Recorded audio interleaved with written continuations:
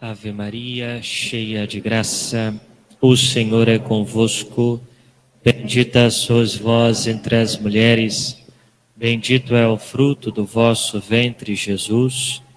Santa Maria, Mãe de Deus, rogai por nós, pecadores, agora e na hora de nossa morte. Amém. Caríssimos irmãos e irmãs, estamos celebrando o 15º domingo do tempo comum e o Senhor nos falou através de sua palavra. Na primeira leitura, nós ouvimos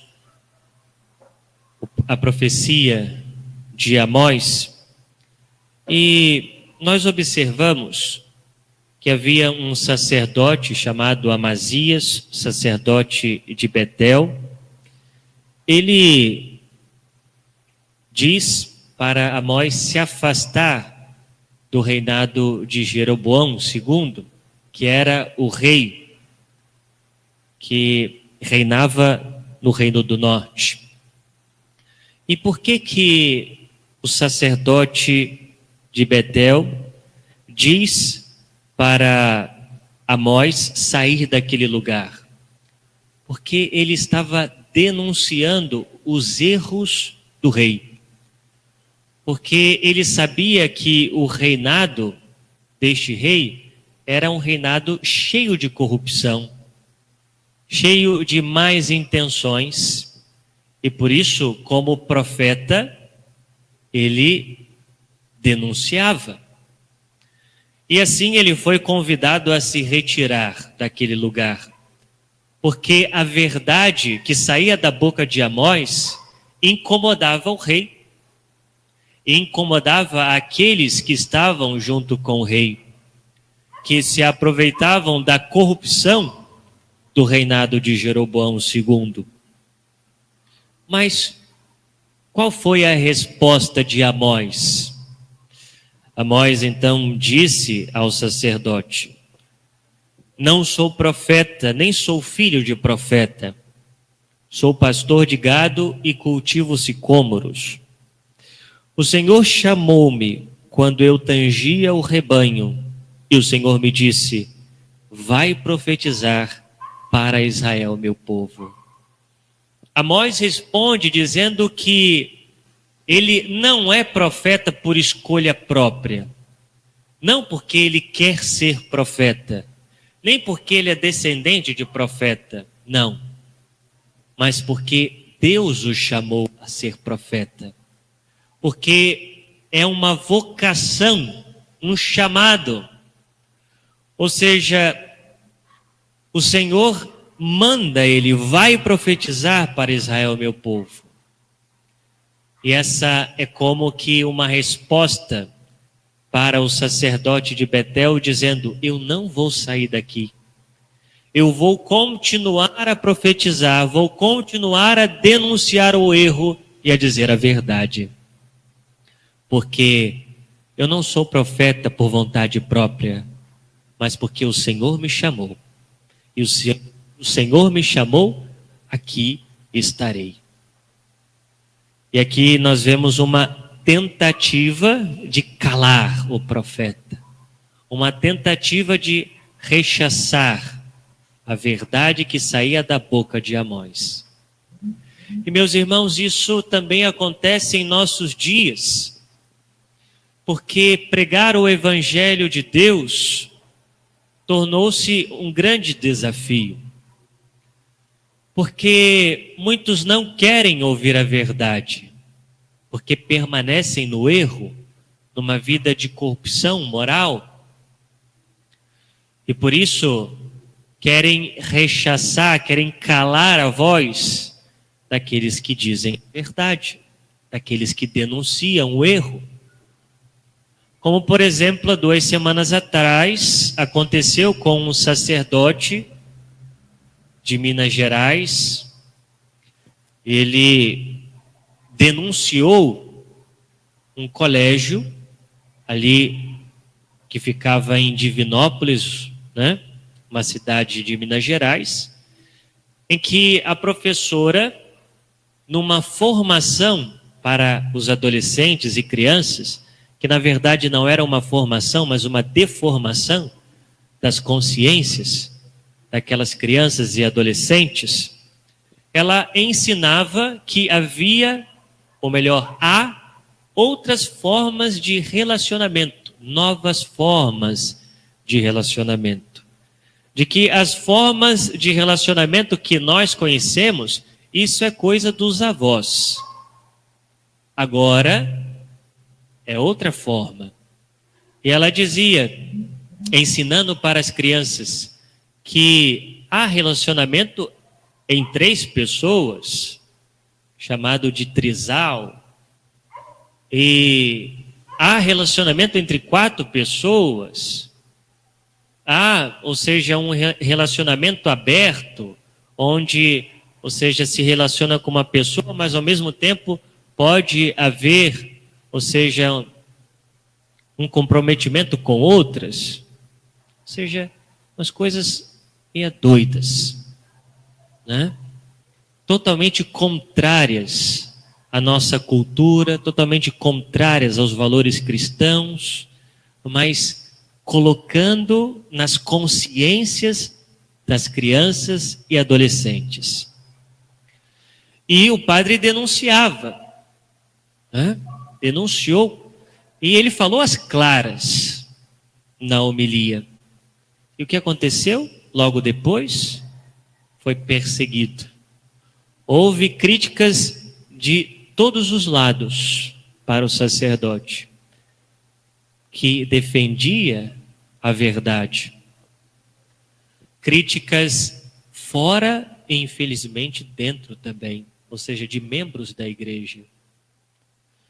Meus irmãos, veja, nós não podemos nos calar e nem devemos ter medo de dizer a verdade do Evangelho. Não é somente o sacerdote chamado a pregar o Evangelho, mas todo batizado. Portanto, todos nós, não devemos temer de ensinar a verdade aos nossos filhos, aos nossos netos, de denunciar o erro, prestar atenção que as crianças estão aprendendo na escola, o que se ensina na escola, ou seja, o que as crianças estão aprendendo fora de casa. Porque quem deve educar a criança em primeiro lugar é os pais. É responsabilidade primeira dos pais. E depois, meus irmãos, vemos que se torna até mesmo difícil a pregação no meio dos católicos, porque às vezes o católico não quer escutar a verdade. Porque às vezes o católico quer buscar a missa, quer buscar uma pregação que afague o coração, uma pregação que me faça me sentir bem. Mas, meus irmãos, muitas vezes a verdade vai doer e ela precisa ser dita, porque não podemos seguir o Senhor se nós não buscarmos uma vida de conversão. E às vezes, quando o sacerdote fala de alguns temas, como, por exemplo, que é um pecado mortal o uso de anticoncepcionais, ou seja, de qualquer meio contraceptivo, porque há uma mentalidade contra o nascimento de crianças, porque até mesmo está entranhado na cabeça de muitos católicos que um bebê, uma criança, é um estorvo na vida do casal. Olha, veja, vai se casar, mas não vai ter filho agora não, vocês têm que aproveitar. Que egoísmo é esse? Para que se constitui a família? Para quê? Para viver um egoísmo a dois? É para isso? Mentalidade antinatalista, que adentrou na mentalidade também dos católicos. Quando o sacerdote prega, dizendo que viver juntos sem o matrimônio não é união estável, isso chama-se fornicação. Pecado de fornicação. Quando o sacerdote denuncia tantas e tantas outras coisas, esse padre muito radical. Bem, ser radical, meus irmãos, aqui nesse sentido, é viver o Evangelho. Ou nós vivemos o radicalismo do Evangelho, ou então nós pegamos as nossas coisas e vamos embora. Porque, de fato, se queremos seguir o Senhor, se queremos, de fato, fazer a diferença neste mundo, se queremos ter uma esperança de um mundo diferente, amanhã, nós precisamos fazer a diferença. Nós não podemos comungar com a mentalidade do mundo. Nós não podemos viver como o mundo quer, como o mundo prega. Porque como nós ouvimos, meus irmãos, na segunda leitura, tirada da carta de São Paulo aos Efésios, que na verdade é um grande hino doutrinário sobre Jesus Cristo, ele nos diz: em Cristo, Ele, o Pai, nos escolheu antes da fundação do mundo, para que sejamos santos e irrepreensíveis sob o seu olhar no amor. Aqui está, São Paulo diz para nós o sentido da nossa existência. Para que nós viemos a este mundo? Ele diz que nós viemos para esse mundo para sermos santos.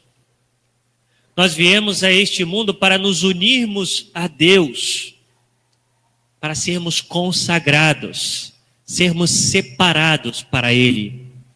Isso significa ser santo. Esse é o sentido da nossa existência. Nós fomos criados para isso, para sermos santos, irrepreensíveis. Veja, meus irmãos, e para buscarmos a santidade, para de fato sermos santos, devemos buscar fazer a vontade de Deus na nossa vida. E a santidade só é possível porque Cristo nos libertou. Como nos diz ainda São Paulo, pelo seu sangue, pelo sangue de Cristo, nós somos libertados. Nele, as nossas faltas são perdoadas, segundo a riqueza de sua graça. Nós estamos celebrando o mês de julho, o mês do preciosíssimo sangue de Jesus. E aqui está, ou seja, o preço da nossa salvação é o sangue de Cristo derramado na cruz, porque Ele é o nosso Redentor. Redentor significa que Ele nos resgatou, que nós éramos escravos, escravos do demônio, escravos do pecado, escravos da morte eterna. E Ele paga o nosso resgate com o seu sangue, todo o seu sangue na cruz. Ou seja, nós valemos o sangue precioso de Jesus. Quanto nós valemos? Todo o sangue precioso. Todo. Nós somos salvos, nós somos chamados à santidade, porque Ele pagou. Porque Ele pagou o nosso resgate. E como não, meus irmãos, responder a essa prova de amor de Jesus? Respondendo com amor também, buscando fazer a vontade dEle. E Jesus, nosso Senhor, Ele é tão bondoso, tão misericordioso, que ele foi até as últimas consequências para a nossa salvação. Não só se dando por inteiro na cruz, mas fazendo com que nós experimentássemos o seu perdão, a sua misericórdia, através dos sacramentos. Nós somos lavados pelo sangue de Jesus quando nós somos batizados. Quando fomos batizados, fomos lavados por esse sangue, porque nos foi perdoado o pecado original. Se fomos batizados quando adultos, foram perdoados também os pecados pessoais, ou seja, fomos lavados pelo sangue de Jesus. E se abriu as portas da salvação para nós, se abriu as portas do céu. Mas como Jesus, ele conhece a nossa natureza, conhece a nossa fraqueza, ele institui um outro sacramento, para que, se nós pecássemos depois do batismo, pudéssemos ser novamente perdoados. Através do sacramento da confissão, somos lavados pelo sangue de Jesus todas as vezes que vamos ao sacramento da confissão. Experimentamos essa purificação. Mas como Jesus, ele quer que todos os seus filhos se salvem, ele estabelece um outro sacramento, que nós vimos um sinal claro no evangelho de hoje. O sacramento da unção dos enfermos. Nós vimos o Senhor no evangelho que envia os apóstolos para pregar, como uma espécie de treinamento antes da ressurreição. E São Marcos nos diz que eles partiram, 12, e pregaram que todos se convertessem. Expulsavam muitos demônios e curavam numerosos doentes, ungindo-os com óleo. Aqui está, ou seja, o sinal do sacramento da unção dos enfermos, ungir com óleo os doentes. E São Tiago, na sua carta, no capítulo 5, vai nos explicar melhor sobre esse sacramento que foi instituído por nosso Senhor Jesus Cristo.